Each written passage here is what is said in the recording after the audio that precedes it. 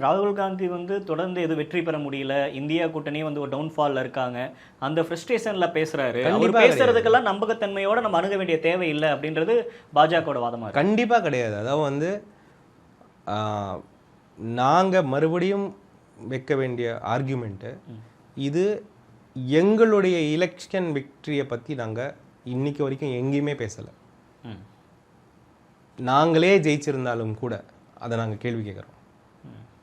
இது ஒரு ஓட்டருடைய பிரச்சனை. இன்னைக்கு நாங்கள் இதை அப்படி தான் நாங்கள் ப்ரெசென்ட் பண்ணுறோம். நீங்கள் ஒரு ஓட்டருடைய ரைட்டை நீங்கள் கர்டல் பண்ணுறீங்கன்னா அது பிஜேபியோட ஓட்டர் ரைட்டை கர்டல் பண்ணாலும் சரி, காங்கிரஸ் ஓட்டருடைய ரைட் கர்டல் பண்ணாலும் சரி, இது ஒரு ஓட்டருடைய பிரச்சனை, இது மக்களுடைய பிரச்சனை. அதனால தான் நாங்கள் அதை விஷயம் கையில் எடுத்து நிற்கிறோம். அதனால தான் இவ்வளோ எதிர்கட்சிகள் கையில் எடுத்து நிற்கிறாங்க. நாங்கள் என்ன கேட்குறோம், எஸ்ஐஆரை பற்றி ஒரு டிஸ்கஷன் வைங்க கேட்குறோம் பார்லிமெண்ட்டில். இதெல்லாம் நாங்கள் சொல்கிறோம் பார்லிமெண்ட்டில், நீங்கள் பதில் சொல்லுங்கள். நம்ம இதை பற்றி பேசணுமா வேண்டாமா? இவ்வளோ தப்புகள் ஒரு ஓட்டர் லிஸ்ட்டில் இருக்குது, நீங்களே சொல்கிறீங்க இங்கே இவ்வளோ ஓட்டர் லிஸ்ட் தப்பு இருக்குன்னு. அப்போ இதை பற்றி நம்ம பேசணுமா வேண்டாமா? நீங்கள் ஒரு மினிஸ்டர் தானே, அப்போ நீங்கள் இதை பற்றி எலெக்ஷன் கமிஷனை கேள்வி கேட்கணுமா வேணாமா?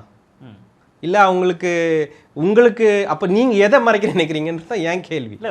எங்க அப்பா என்ன பண்ணாலும் தப்பு, பாஜக மீது ஏதாச்சும் ஒரு பழி சுமத்திடணும், நம்ம மேல காங்கிரஸ் ஒரு நம்பிக்கை இல்லாத தன்மையா இருக்கு, அதனாலதான் ஏதாச்சும் ஒரு விஷயத்தை பூதாகரமா கிளப்புறாங்க அப்படின்றாங்க. ஃபேக்ட்டுங்க இது. அவரே தானே சொல்றாரு. இப்போ உங்களுக்கு ஓகேயா குளத்தூர்ல இவ்வளோ ஃபேக் ஓட்டு இருக்குது? ஓகே உங்களுக்கு ஸ்க்ரூட்டனைஸ் பண்ணி செக் பண்ற வேண்டியது இல்லை. பட் அது உங்களுக்கு ஓகேயா? நான் சப்போஸ் நீங்க இங்கே ஓட்டரா இருந்தீங்கன்னா அது உங்களுக்கு ஓகேயா? இல்லை.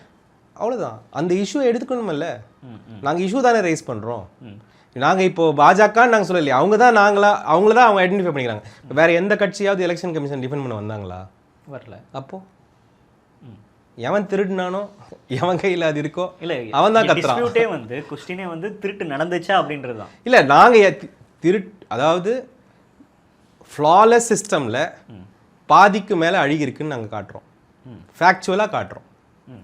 திருட்டு நடந்துச்சா இல்லையான்றதை நீங்கள் ப்ரூவ் பண்ணுங்க. ஆனால் நீங்கள் கிரவுண்டில் போய் கேட்டிங்கன்னா 1000 பேர் 1000 கதைகளை சொல்லுவாங்க. நான் மாதிரி போல நானே காட்டுறேன், எனக்கு தெரியும் நடந்திருக்கு அப்படி நாங்கள் சொல்லும்போது ஒருத்தராவது பேசுகிறாங்களா? ஒரே ஒரு ஆள் மட்டும் எழுந்து நின்று கத்துன்னு கத்துறாரு. அப்போ இவருக்கும் அதுக்கு என்ன சம்பந்தம்?